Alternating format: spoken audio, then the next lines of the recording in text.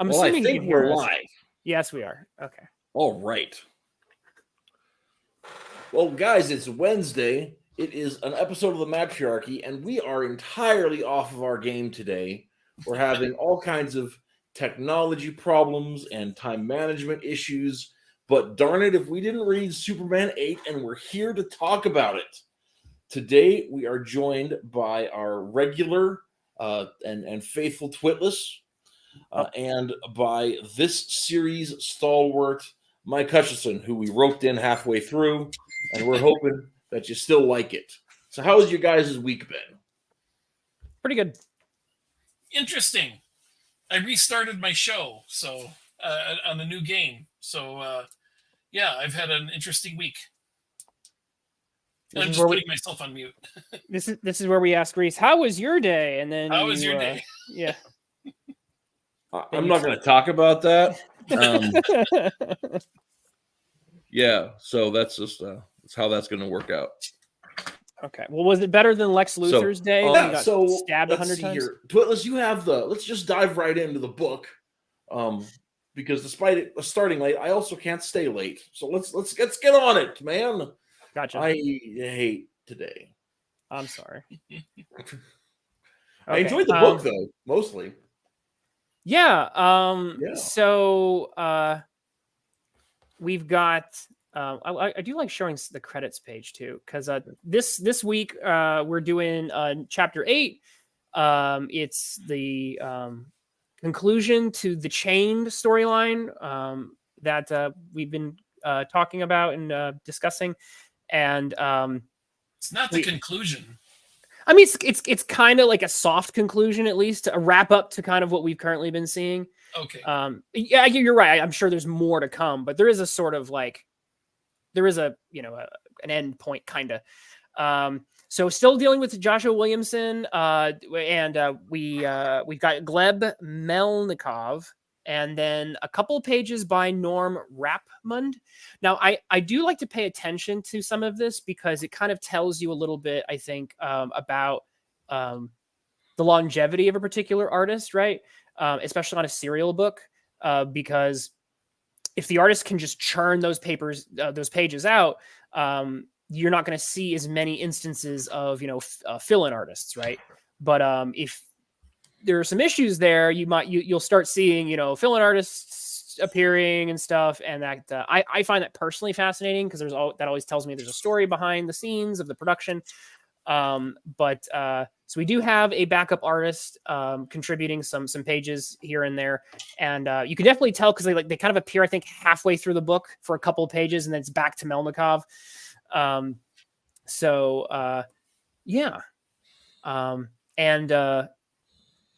Campbell is still with us. He's doing some coloring. I do hope he gets to do some more pages. What were you guys' initial thoughts to this? Where was my thoughts on it?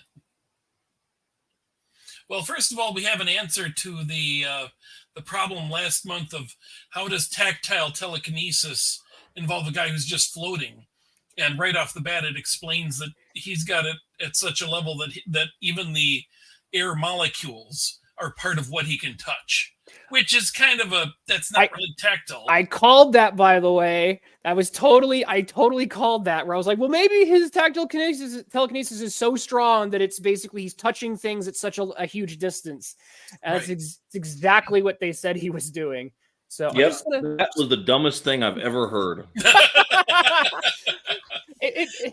I still called it. Yeah, and I applaud you for that. But the fact of the matter is at that point, it's just telekinesis. There is no reason to even begin to imagine that there would be some sort of differencing between telekinesis and tactile telekinesis at this point, unless you're talking about some sort of genetic marker for telekinesis, and that hasn't been established. So what you have here is Deus ex machina bullcrap. Yeah. It's just there so that the artist or the writer can show off how clever he is for figuring out that we are touched by air. Right. I'm gonna defend it for a second though. Go ahead. Hutch. Okay. Go ahead. I wanted to point out that I did have kind of a problem with this because it explains that Superboy basically got his tactile telekinesis from the Strikers kid. Yeah. That it was developed for him, and then they were trying to, and Superboy has like a watered down version of that, which is a problem for me because tactile telekinesis was always a Superman thing, which Superboy kind of had a little more externalized. But like I said, that's how Superman lifts a ship without it splitting where he's lifting it, or picks up a building without just pushing, those 2 bricks, and that's all he can push because everything else crumbled. He's got tactile telekinesis without calling it that. And Superboy has it where he can just hold a wire and make a shape out of it. And, he can actually like manipulate things a little more just by touching them. Superman never had that. But it's based on his power. It's kind of in the same way that Superboy doesn't have every power that Superman does, or at least at one time he didn't, So I'm not as crazy about the fact that it's like they had to come up with a source for it and explained it as him, because it should be Superman's the source for it. But anyway, aside from that, I'll let you go. What were you going to say, Twitless? I'm going to defend it. I think Campbell's version of Superman does not have that tactile telekinesis. I think there are versions of Superman that don't. Writers who clearly are not interested in that aspect of his power. I think it's interesting, but I'm going to defend the tactile telekinesis angle a little. On the one hand, I can see why it's eye-rolly a bit because of the, of Rhys's point that says it's just telekinesis at that point. Mm-hmm. And the reason why I'm going to defend it is from a writer perspective. And I'm gonna be tentative with this because it all depends on what Williamson does with it in the future. But telekinesis is a very cool superpower, but it's also one that can be so open-ended that if you don't have some level of structure to it, it basically just becomes magic, essentially. Yeah. I do whatever I want with my mind, and I have telekinesis, so that's why I did it.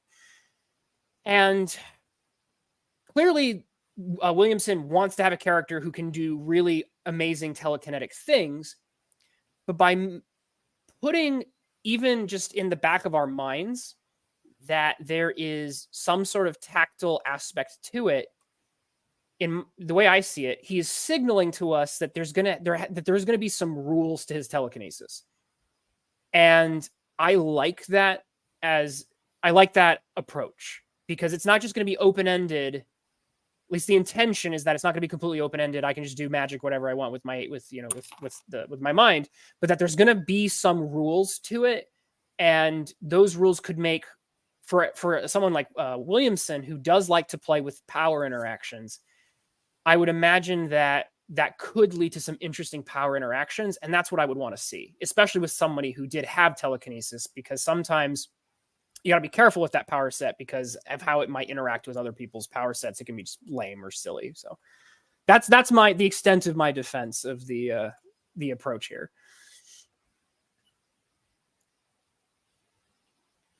Okay. I was waiting for Rhys to tell me that I'm wrong. So do we still have Rhys? Is he here? I'm sure he'll. Yeah, no. I mean, I was listening. I'm trying to multitask today because that is the day that I've had, and it's been. Oh, sorry. Sorry. No, it's fine. It's fine. I just the other side of the room. I understand what you're saying from a perspective there, but I still don't see how that is any different than regular telekinesis in a practical standpoint. It's like, okay, here's a rule, and I was like, how does that rule not apply? Because I mean, I guess he can't, mentally control things that are in other dimensions. Then he couldn't mentally control things that exist on cyberspace. He couldn't mentally control things on other planets. Okay.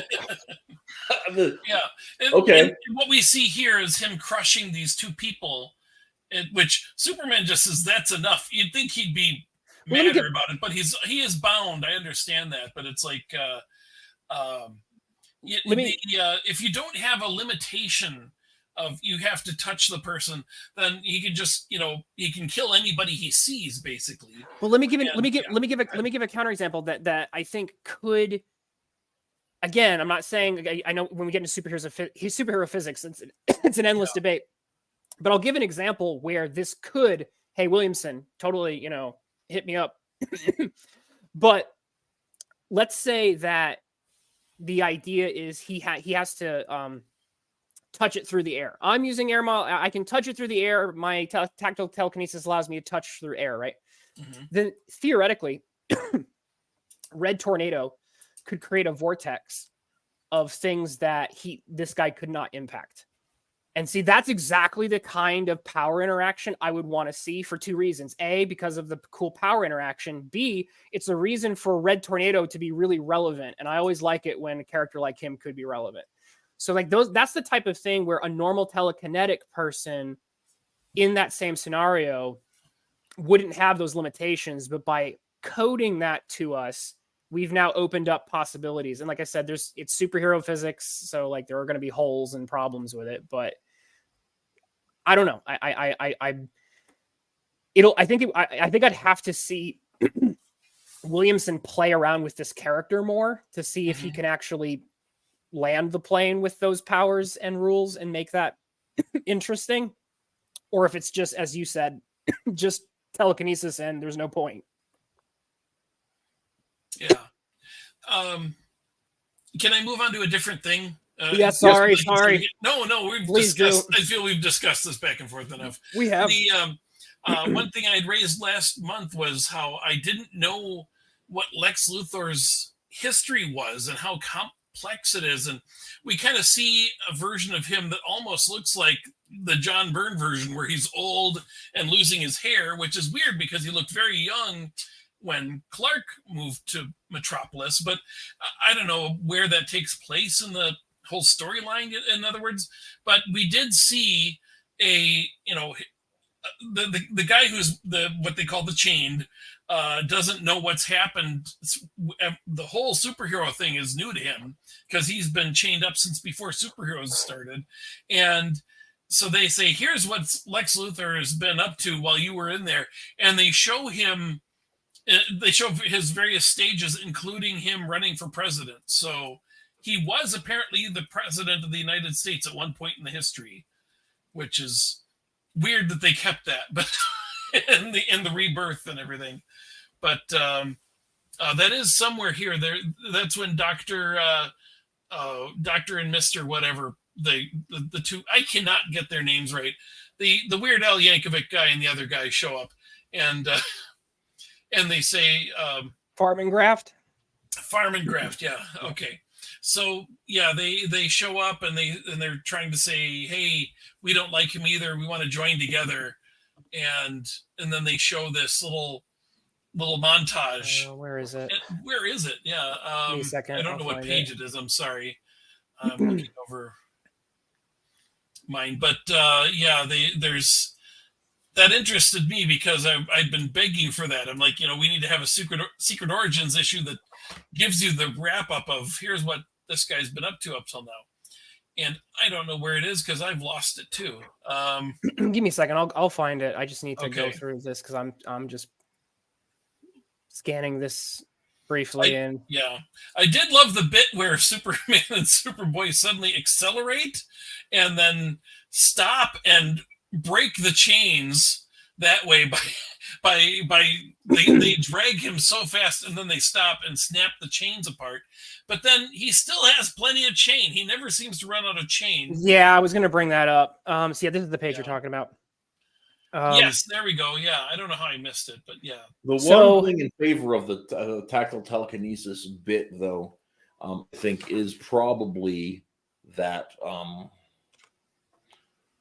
just the fact that it has the what am I thinking about? Oh, my brain is skipping out of my head. Tactile telekinesis, good thing. Willis is right. No, the explaining the chain action, right? that was part of the deal, is that it actually explained all the chains. But. You know what would probably be another thing that Williamson should pay me for? If he used the chains as like an anchor point for his crazy telekinetic moves, and it's like, as long as my chain is touching or nearby whatever it is, I can do a crazy. I have a field of tactile telekinesis that lets me do crazy things. Then the chains would actually be tactically useful and also tactically important in a battle, because it's like, oh, that chain's coming for me. If it gets within a certain distance, he's going to be able to like hurl me halfway to the moon. Right. Like, that'd be cool, and it would also allow for some really, like I said, strategic moments. I will say again, something about the chain aesthetic. I love the chain aesthetic. I like this villain. I like how he looks. I like his overall. He has a power that many people have played with, but Williamson's trying to put a twist on it. I like that. The issue I have is, the chains are depicted as rusty. I don't like that. If you're going to fight Superman, it can't be with rusty chains, unless they are magical. If they're magical, you can get away with that, because magic's magic. But if the chains, as Hutch mentioned, are getting snapped and stuff, how does he still continue to have like 100 feet of chain whenever he needs it? So there needs to be something. And again, I think that my idea I just mentioned about him needing to use the chains in order to use his power would mean that maybe that every time they snap, he recovers them and then reattaches it. Maybe through usage of his power. I would accept that. And again, it would be strategically useful, because maybe they snap his chains. He has to take a second to repair them before he's at full strength again, which gives you a window to attack him. I would love all of this. And I think it would deepen his character. So Williamson, hello, give me an editing credit. I will totally take your cool character. I will make him way cooler for you to use in future stories. Because like the core of this character and what he does, I like, but there's some things I think you need to tweak. Yeah, there's obviously a limit, because if you look at it as kind of a dome or a sphere around the length of those chains, that does kind of give him a area to play with. It would explain why Perry White was not amongst the people who were picked up and hurled to the ground when he was attacking people in the last issue. Like there is a field outside of which you can be. He can't just do anything. He's not without limit. So yeah, that's good. Yeah, the chains. I hate that they call him the Chained, and nobody agreed on that name, but everybody seems to know it. And what happens if he just gets? What are they going to call him if he takes that collar off at any point? The Unchained. Yeah, the Unchained would actually be a better name, I think. But okay, so let's give a brief overview of what actually happens in the story. Sure. We've been talking about the chain because this really is, like I said, the kind of it's not the ending of the Chained story, but it is a kind of finale to the current conflict with this new supervillain. He meets our Farman Graft. He goes off on his own to kill Lex Luthor for being imprisoned, and Superman and company are going to stop him. That's the basic pitch of what we've got going on. There's some other side drama with Lex's family, because we're continuing to flesh out Lex and his family. But the crux of this is the fight. This is the conclusion of the fight that we started last issue. Sorry, give me a second. Ooh, goodness, got something in my throat.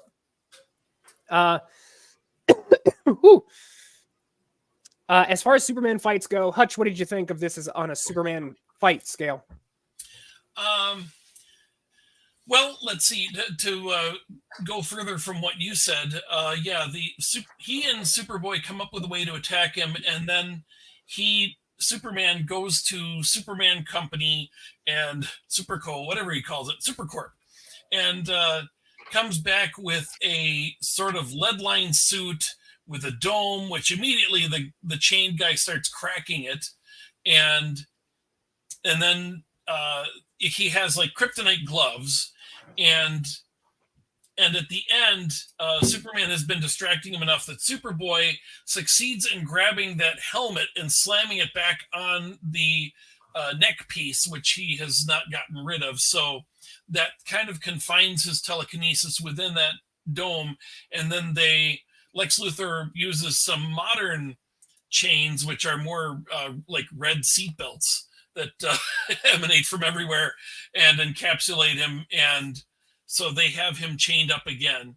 So you're right. They kind of have dealt with this. And then Superman is like his costume's shredded and he is heavily radiation poisoned from the kryptonite. I am not sure why. It is not clear when that happened or if it's just from his suit being shredded. But I mean, I've seen him more exposed to kryptonite than the few seconds here where his dome was shredded. And then it's kind of it's a little off panel, but the implication is that the Chained was like going to town on him a little bit, I guess, and that he was kind of like messing him up more in that respect. So we needed to see that. We needed having that be off panel, and then Superman looks like the death of Superman again. You know? Yeah, covered with tons of kryptonite around him. It's like he only had 2 little gloves, but obviously if you shatter them, I don't know. He's had this pounded into him, and he says, "I did it. I saved Lex," which I don't know why he's saying that. That's weird. But well, it's because the Chain was coming after Lex in particular. Well, that's because Superman saves everybody. That's the yeah, I get it. But yeah, so I don't know. It was an interesting story. I don't like some of the storytelling. That's just like I said, the pivotal moment where he's been beating on Superman. Granted, it's spread across 2 pages, but you can see he's still got his dome, and then it all happened off screen, off panel. You know, there's the ending is just out of nowhere, really. So that's my quick summation of it, and you can go, Matt. Go ahead. I think that's pretty good. It seems to me also that like even the fact that he had the busted dome and as he's punching this dude, you get the idea. I got the impression anyway that you just had all these bits of it's paper. Radiation. It's leaking in. Yeah, exactly, and kryptonite becoming dustified and up in the air. So. I didn't have a problem understanding why Superman's covered in kryptonite because it sort of seems like, he would have been inhaling it as it's a dust, all that kind of stuff. Yeah. But it also makes it like sort of like Superman's like first bet is okay. I'm going to run over to LexCorp, and I'm going to grab kryptonite boxing gloves. It's just and meanwhile Lois is like Luthor, you didn't.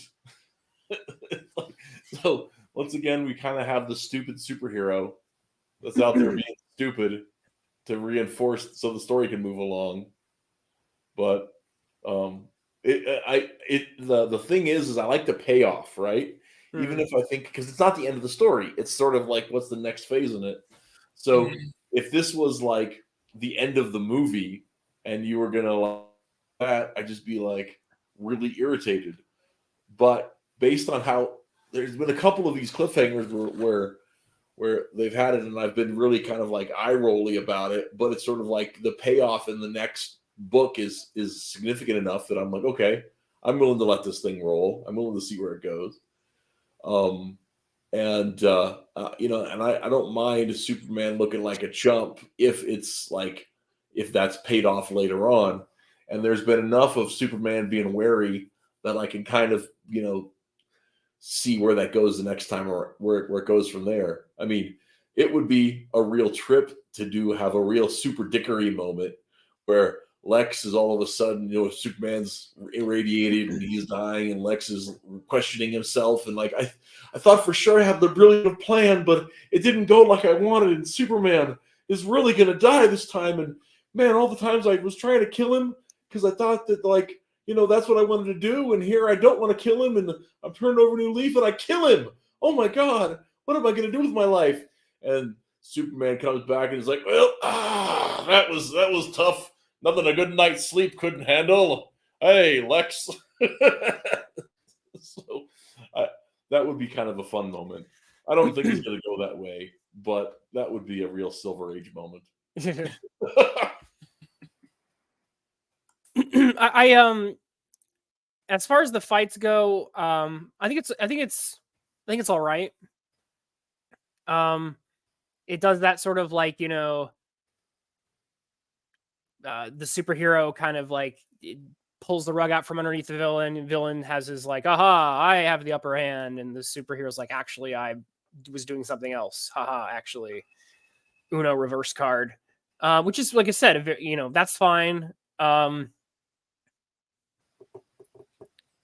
like that the kryptonite obviously, was. I think it could have been worked in a little better. Yeah. There is one beef that I did have. And I didn't really get into it. Maybe I should here. Okay. The idea that, first of all, that Superman or that Lex Luthor created the Chain's powers. Mm-hmm. That Stryker says, "Well, you even made my useless son something interesting." I'm like, that seemed to come out of nowhere, and that was a little weird. But then the idea that like Superman, like Lex totally gave him these powers. They're not like part of this kid at all. And that seemed a little weird. And that like not only can Lex just give people superpowers, but he also like gave him a weakness just in case. And that happens to be kryptonite. He happens to have exposure because he happens to be childhood friends with Clark.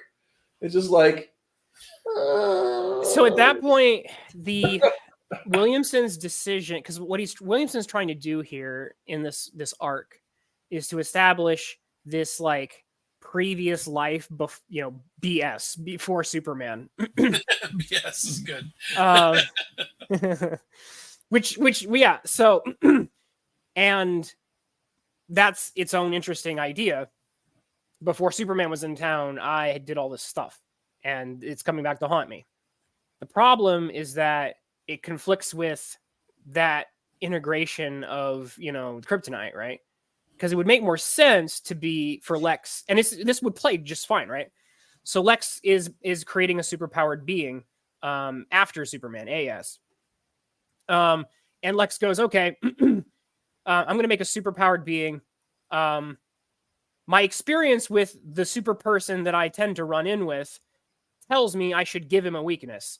And, so I have this kryptonite rock thing that works really well. So I think what I'll do is I'll take some of those cells of Superman when I make my super powered person, and I'm definitely going to give him a weakness to kryptonite because I know how that works, and it works really well.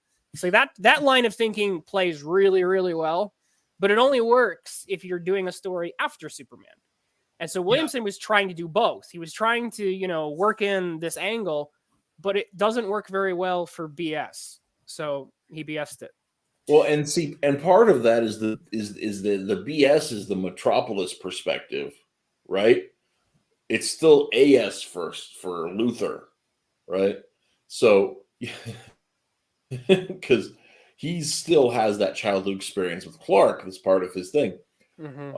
I don't know what his childhood experience with Clark is, aside from knowing him as a kid. Did he know anything about a superpowered Kryptonian? Yeah, there's some Superboy-ness that's been alluded to, and see that's what makes it so hard for me. Is how do I know that? Because that's all been stripped out and then retro put back in, and I don't get it because for me.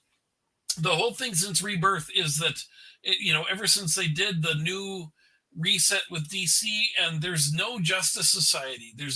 Except on another Earth. There's no superheroes before Superman, right? So why does Lex even have the concept of superpowers, superheroes at a time before Superman has made his public debut? I'm just baffled by it. I don't know what the history is here. That's they're back to having superheroes before Superman now. I don't know how. I don't know what the history is. So. It's mostly sort of kind of the Golden Age. Your Justice Society basically characters Yeah. tend to be. Yeah. Oh, so they are back. Okay. All right. Yeah. Well, I suppose because of the whole, what you were saying about the Stargirl story still being in the current. Okay, yeah. I have no idea what the history is of DC anymore. It's hard for me to Sure. and Superman has been reset and redone and without making a clean break, they have rewritten both Krypton and the Lex Luthor story and so I don't know what the history is of any of this stuff. It's hard for me to follow.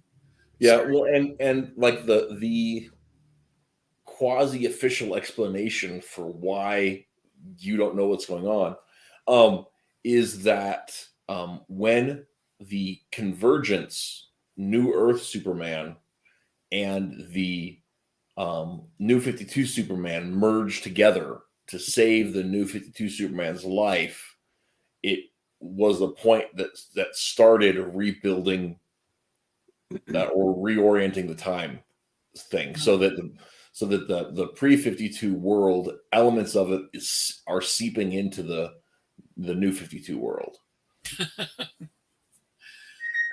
I realize that's supposed to be a good thing. Like, hey, we get our old stuff back, but it's like I just don't know what to make of anything anymore. I'm really lost trying to Right. make sense of these comics. And No, definitely understand how that's the case. And then they were supposed to clarify that with that Watchmen sequel that Jeff Johns did that I didn't read.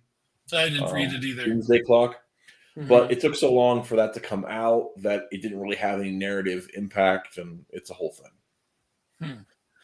And I never bothered reading it. I missed the first issue, and I was just sort of like, well, that's that, and then I just won't care.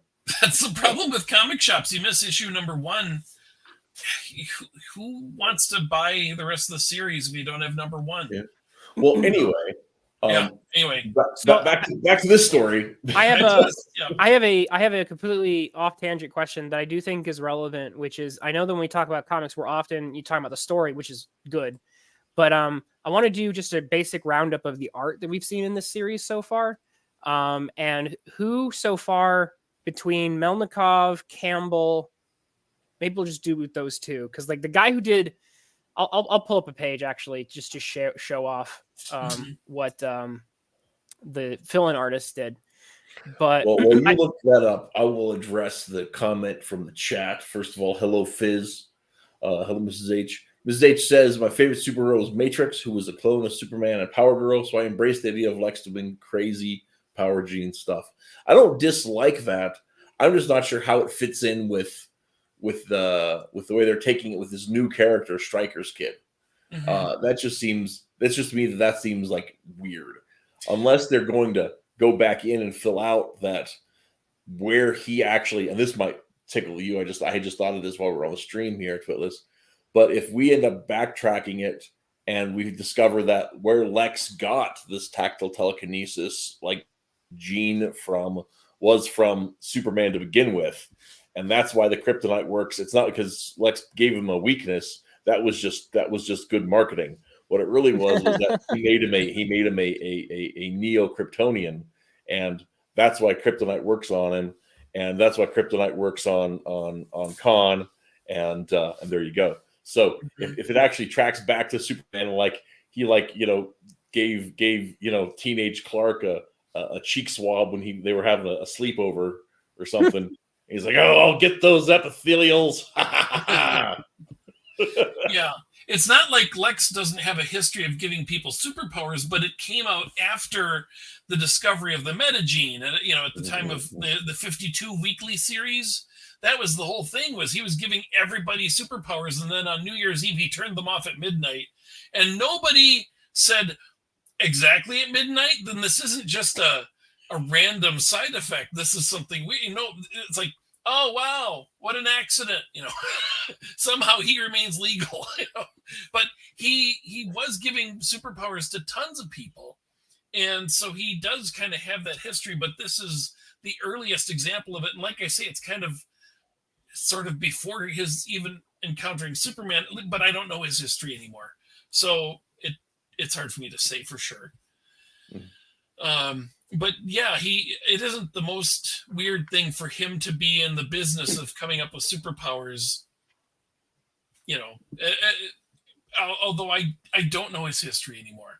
I know the John Byrne history, and now that's been undone. So I don't know what his history is. I really need a secret. Seriously, they need to do a secret secret files, secret origins on Lex Luthor. Give you his story, because I don't know what his story is anymore. Same with most every character in Superman comics now. I don't know what their history is, and I really have trouble reconciling any of this stuff. I can't make sense of it. Go ahead. Before we get on the art thing, I do also want to point out that it was a little weird when in these couple issues where Superman gets the backup, right from Superboy and Supergirl and the Chinese Superman and Steel, right? But his own kid is conspicuously absent. Yeah. John don't show up at all. Oh, Williamson knows what he's doing. First off, I believe Adventures of Superman, that book is Jonathan Kent's book. And so this is just Dawn of DC this is just Superman without Adventures of. So like this was the book that was basically, again, I meant this when I said Williamson, either he pitched it this way or DC soft pitched it to him or whatever and said, okay, we know that Jonathan Kent is a controversial character. We're going to keep him, but we also want a book for those people who just want regular Superman stories, and Jonathan Kent is basically going to be absent from it. And I've not checked the sales figures, but you know, like I said, it is, I think, because it's so, as you mentioned, Rhys, so conspicuous that even when he pulls from the Superman bench, he's pulling specifically not John. Like I said, I forgot John existed essentially, because it's like, you know, I think this is deliberate. This was a book made for us. Yeah. And it's nice because there's been so much entertainment where they say it's not meant for you. It's not made for you. And it was like, okay, that's great. And it was like, this is the first time where I pick up a book and I was like, this one feels like it was kind of made for me a little. So, yeah. And I do appreciate this book. I'm just feeling more and more lost because I don't know what they've done to the history. I know so many people who've been away from collecting for the last decade, and you try getting into this, and it's like when I have caught glimpses, it's like sometimes Lex Luthor is like on the Justice League in a golden suit, and sometimes it's like, I don't know what the status is, and he's been rewritten so many times. It's especially weird because in the last decade, DC has had basically 4 like line-wide soft reboots. Yeah. Right? And so it's just like, I mean, it's only been 10 years, guys. Yeah. Well, they keep trying to get it. They keep trying to get it right. They goofed up so badly with the first one, and Rebirth really did. I mean, they brought back Ted Kord; he was just alive. They brought back Ralph and Sue; they were just alive. They never had the identity crisis, and it's like, okay, that's great, but what is the history then? You know. And then they did the Doomsday book, which I didn't read. You didn't read. I mean, it looked interesting, but basically Dr. Manhattan is reorganizing the universe, and I never liked the idea of Watchmen interacting with DC in general, so yeah, me not either. interested in I don't it. like I that. Was a big turn turnoff for the me. idea of Watchmen. I mean, that's we should probably, that's a topic for another stream. I want to talk about art for a second. Yeah, let's talk about art. Go ahead. I'm done complaining about continuity. Sorry. So that's fine. You had to put up with us debating tactile telekinesis for like 15 minutes. So, okay. So I wanted to bring up art because I think it's important to mention. This is the fill-in artist, which is, you could definitely tell because of how he draws the chained. It's definitely different from Melnikov, and definitely different from Campbell. So I just kind of wanted to poll the room really briefly. Who do you think who's your favorite artist between the two, Campbell or is Melnikov? I'm warming up to Melnikov a little bit. The first time I saw him take over for Campbell, I was like, oh man, I like Campbell. But Campbell was almost too soft. And so for action, like really some gritty action, I think Melnikov brings a little bit of an edge. Yeah, what do you guys, and this is the fill-in artist, so I should probably just pull up more yeah, Melnikov I would here. need some side-by-side stuff to really know. I mean, I could clearly follow this up to the point that suddenly his outfit is ripped open, and it was after the big beating. You talked about the beating. There's like one panel that's the bottom corner panel where it's just boom, boom, boom, boom, boom. But then this is like after that, and his costume is intact and the dome is intact. So I almost wondered if I was reading it wrong or something. But the whole last page where his costume's all ripped up, it's just I wasn't able to make sense of that, but for the most part, I can follow the action from one panel to another pretty well, and I'm not against this guy. This is the fill-in artist, you say, but he's no. This is Melnikov. This is the new main artist. The fill-in artist is the fill-in is who I showed before. That one page I showed before was the fill-in guy. Oh, they're both on the same book. Oh, excuse me. I'm confused. You can tell them apart.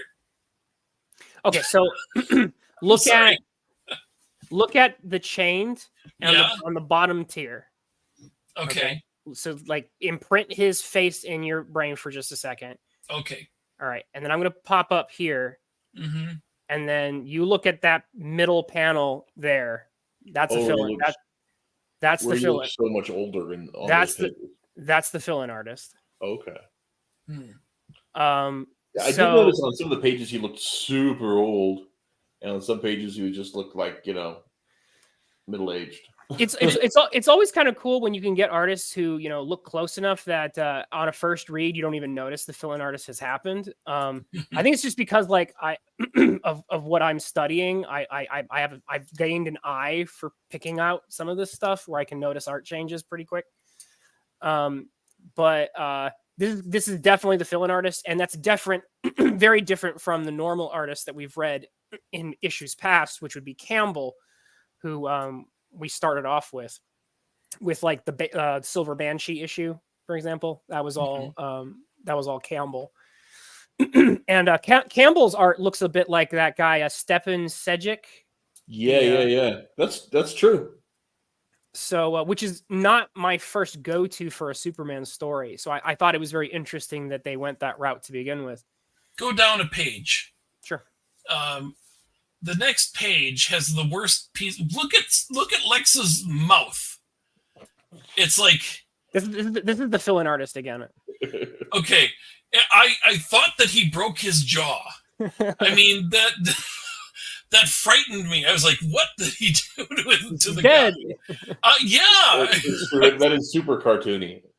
Yeah, the fill-in guy is way more on the cartoon side. Yeah, so you get much more exaggerated, which is why, again, the page before, when you're looking at the chains, like facial expression, it's just so, almost cartoonishly distorted for that emotional impact. Does it go back and forth between them, or how do you know which pages are which? Well, by the time we hit this page here, we're back to Melnikov. Okay. So that's why you could tell this is one of those issues where Melnikov probably couldn't meet his deadline, and so DC's a big company and they're used to this. So Melnikov, they get to whatever day of the month and they go, Melnikov, where are you at? And he's like, well, I've gotten 20 out of the 24 pages done, and they go, okay, well, we're calling our fill-in artist to whip out 4 pages in 4 days. Okay. You know what I mean? That's that. I don't know exactly how it happened, but the way the pages go, Rhys, Hutch, you've read comics longer than I have. That's a pretty typical thing that's happened in mainstream books, as far as I'm aware. There was the last issue of the Chuck Dixon's third Robin miniseries, Cry of the Huntress, was like that, and it was the first time I actually noticed that. And I was like, my goodness, the art in this book is not as good as last time. And then I saw that it had like 3 pencilers. So I was like, Right. okay. Yeah. But it was a real shame because I was really liking that story, but I can't remember if it was Lyle who did the first several and then left the book, or I can't remember what it was with it, but they when they finished it off, they had to get, like I said, I think 3 different people to do that last issue. But all I'm saying is that this shot of Superman right here, and I think the first time Melnikov drew Superman, he also was exaggerating things more cartoonishly. But this shot, these 2 shots back to back, like that right there, like I want a toy of that. Yeah. You know, in the top left-hand corner. So I don't know if it just took Melnikov a couple issues to kind of like hit his speed or hit his stride. That's Superman. That's a Superman artist right there. We're good. I like that. And then when he does the, you know, the money shot there, like again, I'm digging it. So I think Melnikov, I'm down with him. So I can do that. And if Campbell's still coloring it, then he's still going to bring a similar palette that he brought to the table when he was doing the art. So I just, like I said, I like to point those details out. And if you guys did notice, if there was a particular artist that you liked better on this book, I wanted to kind of, you know, poll the room. But I'm really, you know, you're much more into art than I am. I don't really pick up on those kinds of things as much. I didn't know that there were 2 artists. I didn't really pick up on where they started and ended. It was a little easier last month with the, you know, the whole, you know, now this is going to be the Brainiac section, you know. Right. Yeah. Different, you know. That issue had a few artists, and then they got yeah, we talked about it last month. I'm just saying, I could tell, the art changed, and had to do with, you know, well, this whole section of the book is different, so you know, it's logical. Here, I didn't really pick up on where I did notice though that Lex panel looked really weird to me, and for the most part, I like the look of the chained guy, but I don't know. I don't think it's something that can be sustained as a, you know, an ongoing character without some explanation for why he always has these half a chain things hanging off his collar and he hasn't taken the collar off, you know. And you know, I think it's because I was recently reading Camelot Falls, and another Superman story for those of you guys in chat, written by Kurt Busiek, who has written some amazing superhero comics. But I was so disappointed with how Kurt Busiek introduced his own supervillain. And there's something to be said about how a writer, even a good one, brings a new character, especially a villain, right? With a new power set, new expectations for what that character's role is going to be, to a book like Superman. Because Camelot Falls brings a very interesting character called Kyber. And I remember thinking this guy was really, really cool and interesting. But when you dig into it, Kurt Busiek did not do enough to establish that character and what he could do and limitations and so on. And so he ends up just getting dropped. You know, after Kurt Busiek's essentially off, you know, done with that, you know, storyline that he does, you know, I think the character gets used like one more time, and then he's completely forgotten to the annals of DC history. And I like the Chained. I like that Williamson is bringing to the tables, you know, some familiar things, but also trying to put a twist on them and trying to put in our heads that, you know, hey, there's going to be some rules here.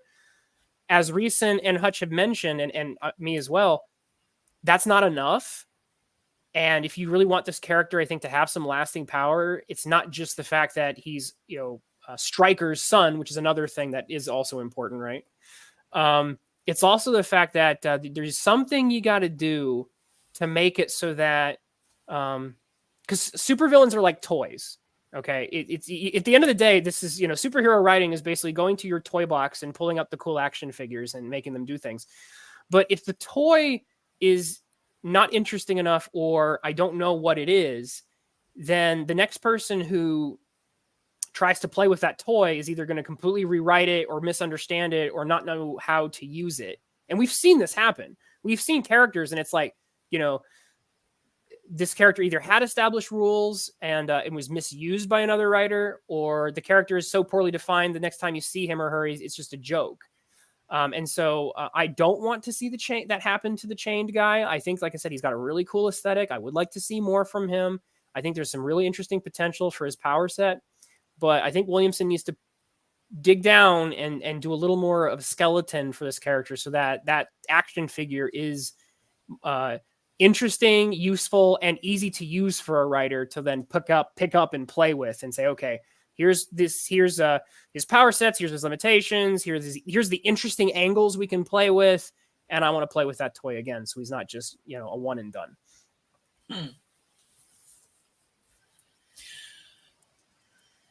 I don't really have anything to add to it. Sorry. I'm just kind of blown away. That's a very good summary of what's right and what's wrong with this character. It's like, can anybody pick this up and do something with it, and just, have him in another story, that's what makes a character a good character. I'm trying to remember what the name was that back in the 90s, like they suddenly Conduit. That's right. I was thinking Conduit. I love that. Cable, yeah, another word for cable. Which, yeah, he has all that look, and it was an interesting look. But what do you really do with that guy beyond his backstory of he knew Clark way back when, and he hated Clark, not Superman. He was against Clark or something. That's all I can remember about him. And it's like, I would love to see more Superman villains that are, joining the rogues gallery rather than, introduced and then gone and forgotten. And there's a reason why, everybody wants to reuse General Zod, because you remember General Zod, you remember Lex Luthor, you remember Brainiac and Toyman Prankster, Mr. Mxyzptlk, and right. And I guess Terra Man. They haven't even done a post-crisis Terra Man that works. you got Brainiac and Doomsday technically. Doomsday, you're right. Yeah, there's a few. I'm just saying. Right. Yeah, he really needs more ongoing characters, and I'd like to see this be used in some way that is useful. That could be an ongoing character instead of.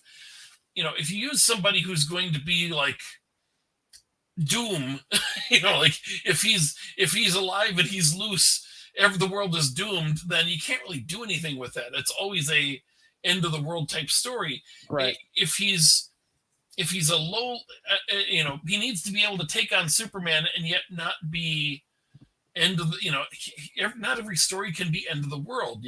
Right. That's why Parasite's kind of interesting.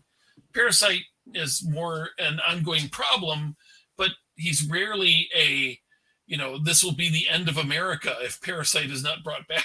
He's a threat to the city and to the status of Metropolis, and he's a serious threat because of what he can do to Superman. No, you're excellent point. I think the Chain would be an excellent kind of like mid-tier villain, because he could clearly he's demonstrated he could topple the city if you just let him roam loose. Yeah. But that's, he's not like, it's not Darkseid where it's like, we have to assemble the Justice League right now or it's over. Yeah. So no, I agree. And again, there's some seeds here. There's some interesting seeds behind like the chains and what the chains could link with his powers. And that could give some interesting windows and strategies for how to deal with him and give him windows of strength and windows of openings and all of that around a telekinesis based hero.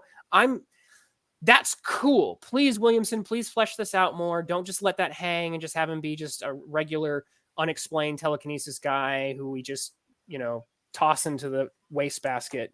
But one other thing occurs to me that's a problem with this character. Mm-hmm. He has a real hate on for Lex Luthor, but he was chained up for some reason. And so clearly he has a psychosis. I mean, he doesn't care about human life. It isn't just Lex Luthor that he wants to kill. I mean, he'll willingly just throw people to their deaths or crush them, and he doesn't give them a single thought. And I have problems with characters like that because anybody can just be crazy, but we don't know the history here of, is that why he was chained up? Because he has no regard for human life, and even Lex was scared by that. Or, is that something that has happened because he was chained up forever and he doesn't care about people now? Well, he killed his own father, and I think that's why Lex chained him up. So it was that murder. So you don't know if that's what family drama. Did we see that, or we were just told that? We were told. We were told that in this issue. Yeah. We Lex. Didn't see it. Yeah. So there's more that I'm sure Williamson will bring to the table at some point with that. That's why I didn't think this story was done. Is it's like we've got a lot of missing stuff, and of course the Dr. Farman Graft, Mr. Graft, they just appeared, and it's like, where's that story going? Did he reject them, or are they going to do something together? The Chained and Farman Graft. So, sure. I don't really like characters who are, just murdering willy-nilly. I'd like to know where that came from. If that's just he's had it with everybody because Lex chained him up, and, he's willing to take on Superman. He doesn't seem to know who Superman is, but he is willing to kill him just like everybody else. So I don't know. I'd like to have more motivation for why he wants to kill people. I like, and I think Williamson wants to do more with this character. I think it's pretty clear with how much time he spent with him. I hope he has the time to do it. I hope he doesn't just leave this guy hanging and then get distracted with the whole Brainiac Lobo stuff that's clearly in the wings. Yeah. Because this character, I think, has some legs to him. He has a certain aura of menace that is really cool and plays off of a character like Superman well. He's got a cool aesthetic, cool powers, I think. So I dig it, but there's more to be plumbed. I think Cartoonicus has joined us. Right as we're about to wrap. I got caught up with doing the Super School strip and totally forgot. Oh, no problem. Hey, bye. Yeah. Good show, everybody. Bye. I know, right? I do know Matt said he had to go. What time do you have to go, Matt? Yeah. That's fine. I echo that you guys have been saying. I think the characters got some fun. It seemed a little anticlimactic that the best way to catch him was to put the bowl back on his head. It was sort of like playing a prank on a dog. But I thought that was the first thing they should have tried. Honestly, but the moment they ripped it off and he starts going crazy, I'm like, put it back on. So why not? Yeah. I thought that made sense. Yeah. So it was like I said, I've been interested to see. I've enjoyed some of the payoffs on some of the cliffhangers, even cheesy. So I'm anxious to see where this goes. So. I think it's 3 more issues and we are caught up so far. So it might be 2. We'll see this. Well, this is 8, 9. I think 11's out. Oh, did 11 just come out? Dang. I think 11 just came out. Okay. So. We're almost caught up. Almost caught up. So, well, guys, I know it's been a weird show. Appreciate everybody's patience, and I really enjoyed the book. Go get it. Before we leave, I do want to give Cartoonicus to give 30. Did you have any thoughts about this Superman issue that you wanted to let our audience know before we ended? I would if I had gotten a chance to read it. Oh, okay. Well, I was going to say it'd be funny if he went on a 5-minute rant about the tactile telekinesis. Let me tell you about tactile telekinesis. That's amazing. Amazing. I'm gonna have to go back and watch the stream. Yeah, there we go. So it's fun. Okay, guys, we're gonna wrap it. We're gonna call it. We're gonna put a bow on it. Enjoy. Get out there and read some comics. And until next week, more Superman. Oh, hey, Abigail just showed up too, or just announced herself. Yo, in time for us to leave. Bye, Abigail. Buddy, for the whole chat, for the engagement you guys had in there, and we will see you on a better day. So have a good one. Bye. Bye. Peace out.